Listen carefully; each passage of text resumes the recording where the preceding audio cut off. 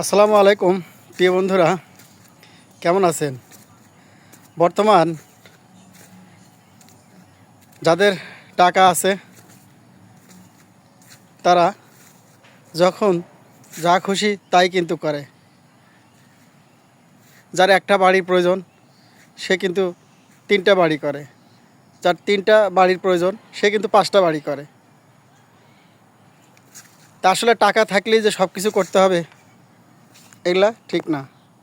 আপনার টাকা আছে, ভালো কাজে ব্যয় করেন, ভালো প্রতিষ্ঠান তৈরি করুন যেখান থেকে ভালো মানুষ হবে।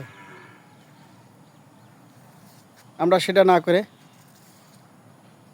বিভিন্ন কাজে টাকাগুলো শেষ করে দিই, তো এগুলো করা ঠিক না।